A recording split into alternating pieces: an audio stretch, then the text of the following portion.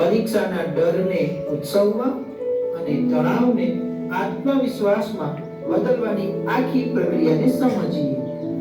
Board exam માટે smart preparation end time management equal to success. સમયના દુશ્મનને ઓળખો.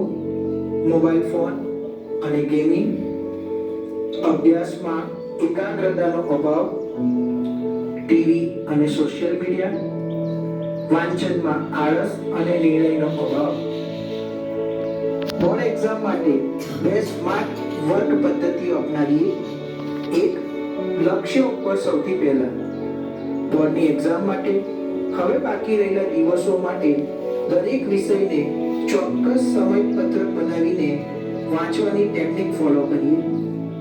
બે, નોટ્સ બનાવીએ.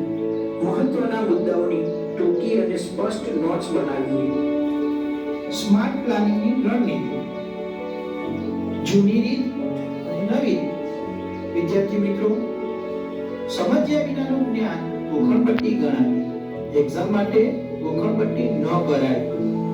તેના બદલે સ્માર્ટ ટેકનિકનો ઉપયોગ કરવો જોઈએ, જે અંતર્ગત બોર્ડના જૂના પ્રશ્નપત્રો અને બોર્ડની નવી બ્લુપ્રિન્ટને ધ્યાનમાં રાખીને અભ્યાસની તૈયારી કરો.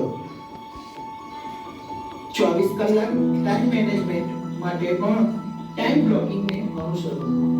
તમારા 24 કલાકમાંથી દૈનિક પ્રવૃત્તિ, કસરત, શાળા માટે, રમવા માટે તેમજ વાંચન અને ગૃહ કાર્ય માટે સમયને ફાળવો.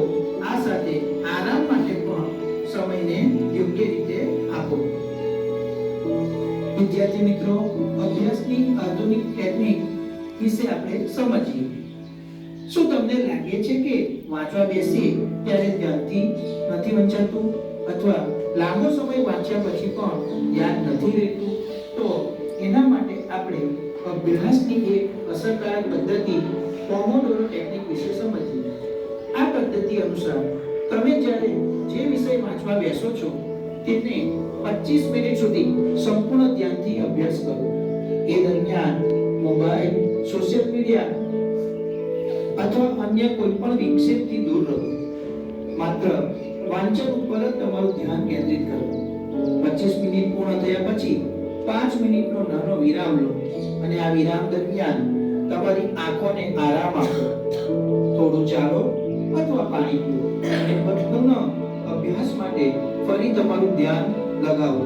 અને આ જ રીતથી આખો દિવસ અભ્યાસ કરશો તો અભ્યાસમાં કંટાળો પણ નહીં આવે અને વાંચેલું યાદ રહી જશે. લડાઈ પોતાની સાથે.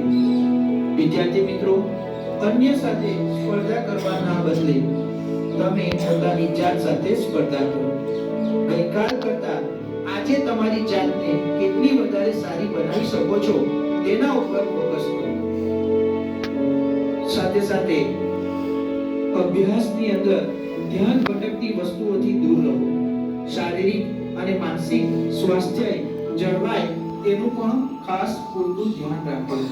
સૌથી સામાન્ય મોટી ભૂલ કે રાતભર વાંચન કરવાની સાથે ખાવા પીવાનું જો ધ્યાન ન રાખો તો હેલ્થને નુકસાન થઈ શકે છે. વાંચન બાદ તમારા માઇન્ડને પ્રોસેસ થવા માટે સારી ઊંઘ પણ આપવી જરૂરી છે. અંતે આત્મવિશ્વાસ સાથે સાચી જીત માત્ર બોર્ડ એક્ઝામના રિઝલ્ટમાં નથી, પરંતુ સાચી જીતનો પ્રયત્ન કર્યા પછી મળતા આત્મસંતોષમાં રહેલો છે. તમે તમારાથી થઈ શકે તેટલો બેસ્ટ આપવા પ્રયત્ન કરો. ભગવદ ગીતાના શ્લોક અનુસાર કર્મ કરો અને ફળની આશા ન રાખો. છેલ્લે દરેક માતા પિતાને વિનંતી કે પરીક્ષા સમયે તમારા સંતાનને તમારા સાથ અને પ્રેમ, હૂંફ અને આશીર્વાદની જરૂર હોય છે. આપવા છતાં તમારા સંતાનને આપો કે રિઝલ્ટ જે આવશે એ તમને સ્વીકાર્ય છે, પણ તું અમારા માટે બેસ્ટ જ છે. તારી માનસિક તો માત્ર એક પડાવનું ડોક્યુમેન્ટ છે, પણ તારો સેલ્ફ કોન્ફિડન્સ જ એ તારી સાચી ઓળખ છે. આવો આપણે બધા મળીને સંકલ્પ કરીને પરિણામને બદલે બાળકે કરેલા પ્રયત્નને બિરદાવીએ. બાળકના જીત કરતા તેના લડવાની હિંમતની પ્રશંસા કરી. Best of luck for your exam. Thank you for watching this video. વિડિયોની અંદર બધી વસ્તુ લઈ લેવા પ્રયત્ન કર્યો છે 5 મિનિટ.